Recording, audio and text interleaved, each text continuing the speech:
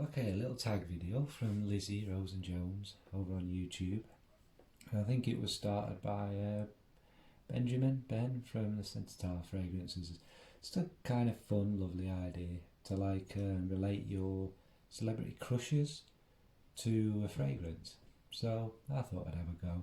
This is going to go on forever, by the way, people. The cat's been very naughty, so be warned. And obviously I've had a little drink, little Irish liqueur. Fake Baileys, but yes, anyway, my number 10 on the list might sound a bit weird, but it's a celebrity crush, and that's Ian McKellen. Now, we all know who Ian McKellen is: Professor X, Gandalf, many other films where basically Ian McKellen always plays a kind of understated genius, like a father, like a leader, like a very intelligent person that everyone will listen to. In real life, I imagine you could just sit and talk Shakespeare and all sorts of things with him. Now, this was a toss-up between him and Patrick Stewart, but I've actually met Patrick Stewart in real life, so it would be a little bit odd. So yes, Ian McKellen. I think he's somebody we all want to be a bit like if you're a man, and a bit admire him.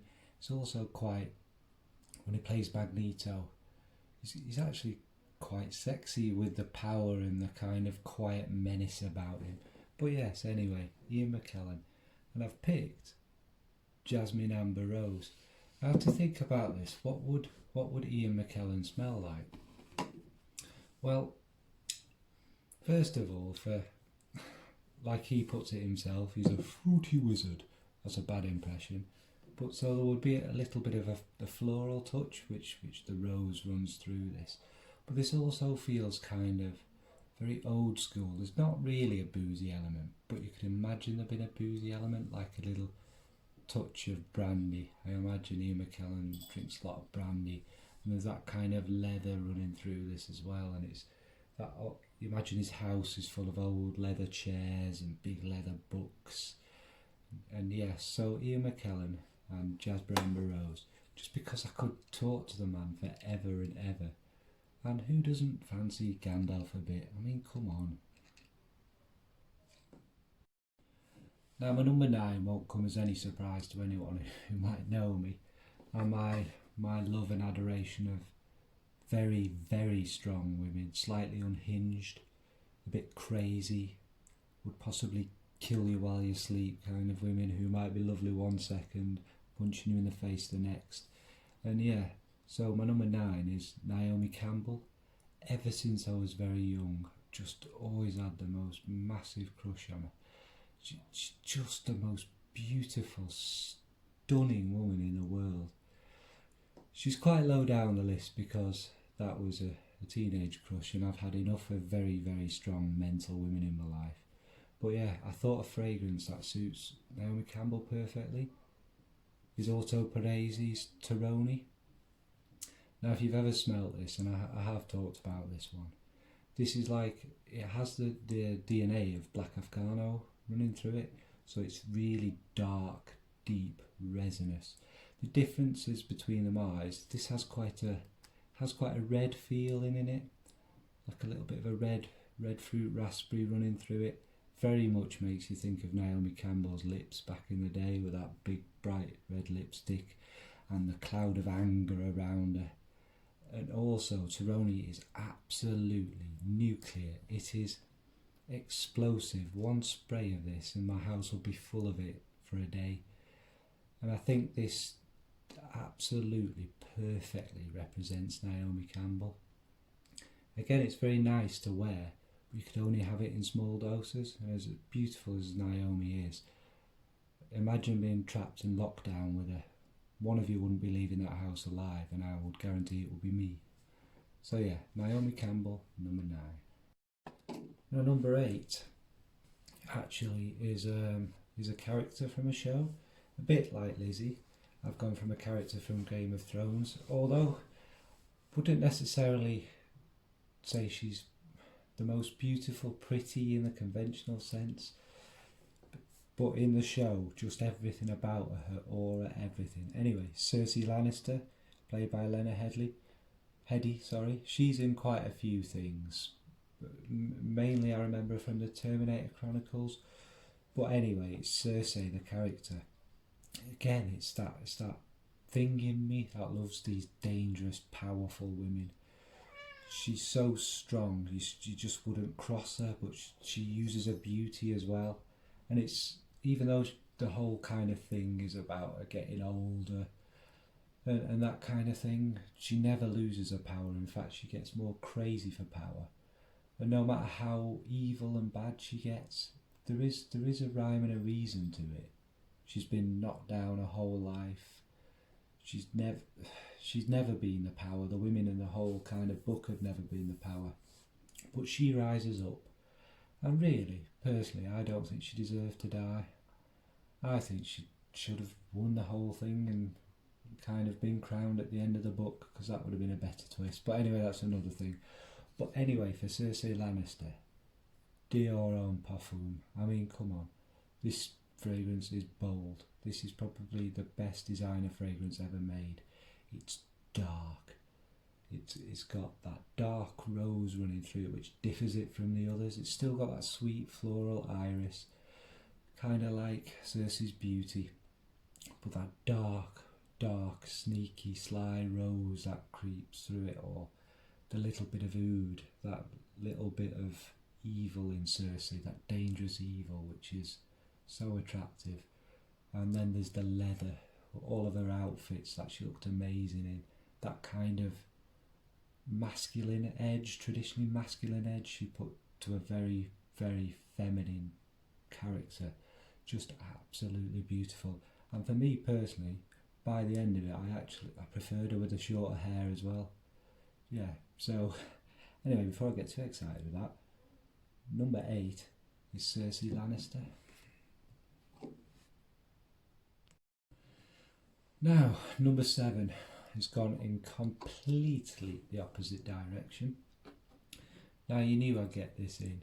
Can you guess who this represents? Totally in the other direction. It's somebody who would not be my type in a million years, and at the height of her fame wasn't interested. I much preferred Yasmin Bleeth. That giving it away? Yeah, it's Pamela Anderson. I don't know what it is. Maybe it's as I've got older I appreciated her more. The woman is just absolutely beautiful. A Barbie doll on legs maybe, but she is quite an intelligent woman in real life. She does a lot to help people. She's vegetarian, and she does have a lot to say actually, and people don't take her seriously when maybe they should. She's a lot more than that Barbie doll look. But anyway, Pamela Anderson for me wasn't Baywatch, it was Barbed Wire, that absolutely ludicrous film which started off that whole kind of barbed wire thing that all the girls kind of my age had back in the day, and the tramp stamp on the back and that. But yes, anyway, why Dupont? Why not Dupont? It's louder than life, like Pammy. People say it's synthetic, like people say poor Pammy is. It's beautiful, it's in your face, everyone recognises it. It's loud, it's pink, like Pammy again. That whole kind of Barbie doll thing. And it's just something I love. I absolutely love, and I don't know why. And maybe it takes me back to them days when I used to appreciate Pammy a lot more, back in my younger days. So yeah, what were we on? Number 7 is Pamela Anderson, Dupont. Now next up is one that you probably won't really think about from me. Totally different to any sort of woman I'd ever go for really, apart from the being quite petite thing. And I don't know whether it's a strange kind of Freudian, like she is old enough to be my mum now, but I kind of grew up with her back in the 80s. And it's Susanna Hoffs from the Bangles. If you remember that band, Eternal Flame, Manic Monday and that, and she was the lead singer. Just incredibly pretty. so naturally beautiful. And even now, if you look at her, as she's got older, she's still absolutely stunning. I think she might be in her 60s now, and she's still that beautiful, beautiful woman. Again, I don't know why I fancy her so much. She wasn't particularly, stunning. She's just a beautiful lady. I think this is probably the prettiest, most beautiful fragrance I have, which is Nishane, 100 Silent Ways.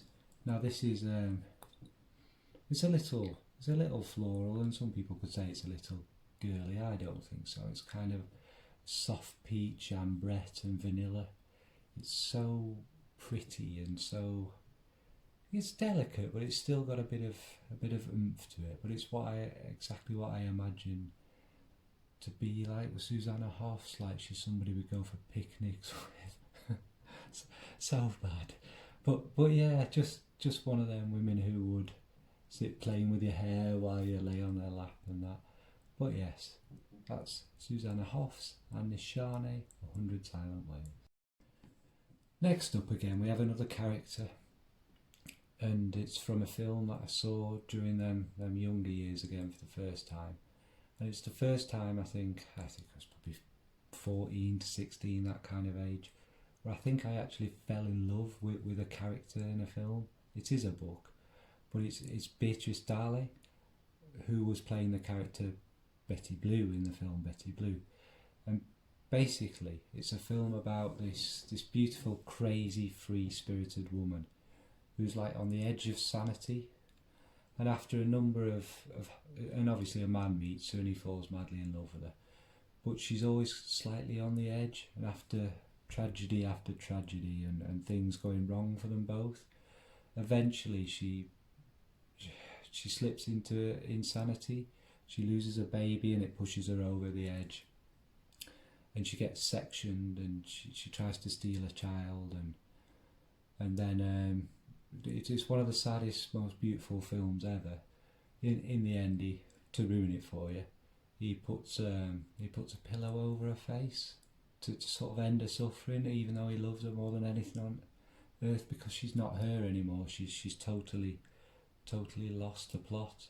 And there's I think it's this film, there's a cat at the end, and it's like in another life we'll come back as cats. It's a bit similar to another quote from another thing, but it is like this. He talks to this cat as if it's that character. It's such a beautiful film, and the character, she's obviously beautiful and crazy and funny and lovable, but it's the fact she's so on the edge, so delicate and so crazy. That's obviously again my sort of woman. But anyway, I picked By Killian's Intoxicated for that, and that's because this fragrance, it isn't wildly crazy, but there's something about it. It's coffee and spices, maybe a little cardamom and things like that, and it has a tiny bit of a boozy edge to it, not too much, but it is the most addictive, beautiful fragrance. You cannot stop smelling it. It is intoxicating, like the character Betty was. It's French, just like that Beatrice Dahl, and also she has that one of these weird quirks that I find very attractive in a lady. It's a little bit of a gap in the two front teeth. Oh, that is beautiful. But anyway, yes, that's Beatrice Dahl, Betty Blue, and By Killian, Intoxicated. Number 4 goes back to my quite badass women again.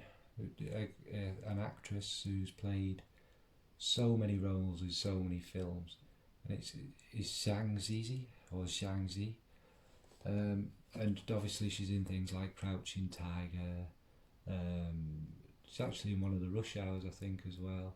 She's in countless films like that. House of Flying Daggers, things like that.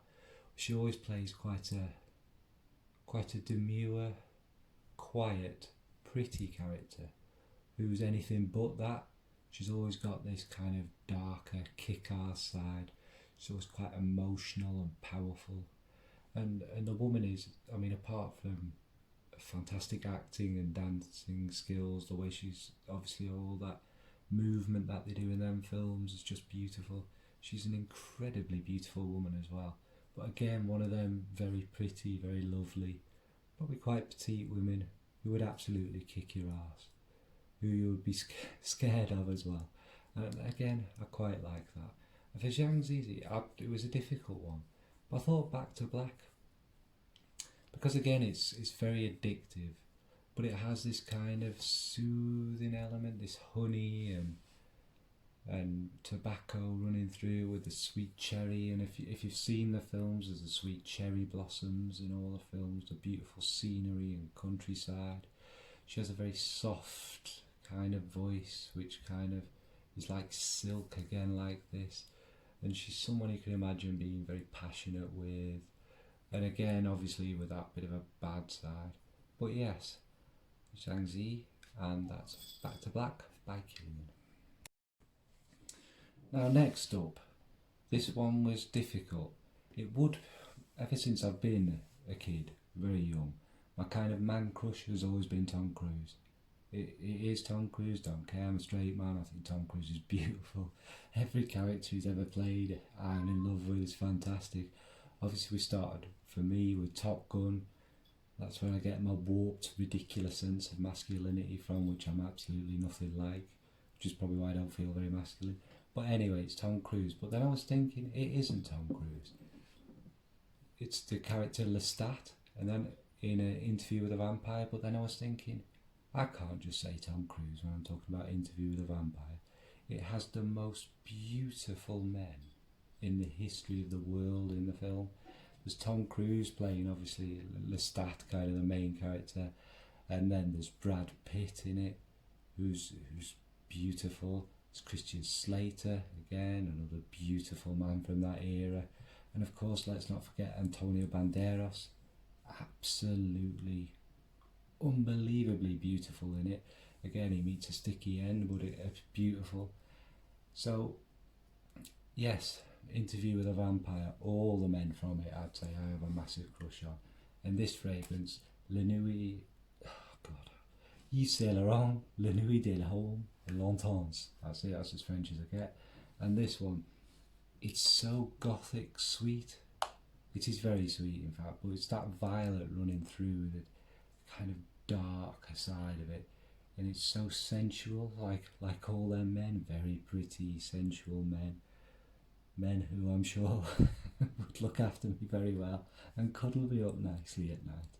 But yes, it typifies every single man in that film, that kind of dark, gothic, sweet, very sexy, just gothic, yeah. So yes, anyway, I'm rambling on. But yes, number 3 is all the men from Interview with a Vampire. Because let's face it, even as blokes we can say, they're damn beautiful men. Number 2 is quite difficult for me. And again, I'd like to say it's more than one, but it's characters from a show. And that's the ladies of Buffy the Vampire Slayer. Now obviously, there's Buffy, kind of the main thing, isn't she, Buffy? A very kind of dark, strong woman. There's Faith, who I found absolutely gorgeous as well. Again, the bad side of Buffy, the kind of more dark, disturbing, broken woman, mental again, who I quite like. There was Cordelia, who was the very self-centred but sweet on the inside and quite all for show kind of person. And in Angel again, she got to be a bit more stronger, but again was still that kind of broken, wants to be popular kind of lady. There was Kendra, who was another one of the Slayers. There was Dawn very late on, don't worry. Dawn in the last series again, where she kind of found herself and was much older. There was Buffy's mum, who was really attractive as well, and again quite a strong, deep woman. There was Miss Calendar, who was Giles's bit of stuff, the gypsy kind of lady, absolutely beautiful, again quite dark and mysterious. But yes, I suppose all the women of Buffy, but let's just say for argument's sake, Buffy. Oh, also, Willow was pretty, she wasn't really my type. But yes, anyway, she was too sweet. But I think Bulgari Man Black Orient for it. because all the characters were very sensual and dark and warm and loving on the inside. Like this has quite some lovely florals and beauty running through it with a sort of boozy edge. But what you get with Black Orient that's different to the others is a touch of oud and leather and a real darkness, which again shows my sort of woman. But all them characters had a certain level of darkness running through them. Some more so than others, but they all had a very dark but alluring side. That's what made you like them so much, especially later on after Buffy's kind of miserable phase. She got a bit of hope again. She was very attractive, very put together and sorted. So yes, so number 2 is Bulgari Black Orient, and that's for the ladies of Buffy the Vampire Slayer. Okay, my number 1. We all know who my number 1 is without me even saying. Yes, it's Avril Lavigne. Now obviously, since I'm roughly probably about the same age as her, so obviously I've grown up fancying her for a very, very long time. Ever since I was a skater boy and she said "see you later boy" to me and didn't return my calls until she saw me later and then she wanted a piece of me. No, that's just a song. That's really bad and cheesy, sorry. But yes, it's Avril Lavigne. Obviously, as you can tell, my type is a really kind of psychotic, kind of crazy girl with a lot of attitude and a lot of craziness in her, which Avril Lavigne kind of has been. Maybe she's very different now, very pretty and grown up. Obviously she's always had that kind of persona of having that attitude and that. Now this isn't the original, this is obviously an inspired by version, and I think it's so good. Oh. You should know what it is. Obviously, along with Ladies Alien, it's Black Orchid, which I absolutely love. Black Orchid. This is called Narcotic Noir. It's from Pocket Sense. It's not identical to it. It's perhaps got a little bit of a fresher edge to it. But if you know Black Orchid, Black Opium, it's got that kind of dark coffee going through it, the lovely kind of floral peachiness and that. It's one of them that is just such an addictive fragrance, and I think I've said before, it's got very special memories to me as well. But it's not just that particular person that reminds me of it, it's just one of them fragrances that I just absolutely adore and crave the smell of.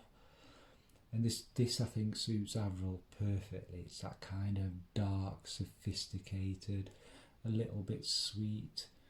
The lovely jasmine is kind of the main floral, isn't it, with this, and it's just gorgeous, beautiful, sensual, but with that little bit of a kind of dirty edge, which obviously I think Avril will have. I don't know, I imagine Avril to smell, you know, a little bit floral from a little perfume, maybe a little bit of green or booze, not because she's a drinker, but you know, back in the day, that's what you imagine her persona to be, and a little bit sweaty, and a lot of leather, but sweaty in that kind of nice jasmine, sexy way, if you get what I mean. So yes, number 1 is Narcotic Noir, a great inspiration of Black Opium, and you know I'm not just saying that because I bloody love that fragrance. This is a lot cheaper. And Avril Lavigne. Okay, bye folks. Sorry to have gone on for about 10 hours as well, and it's not as well edited and put together as some people, but I tried this time, and hopefully this will go on so late nobody will watch it. Anyway, I've gone on for another 10 seconds. Bye folks.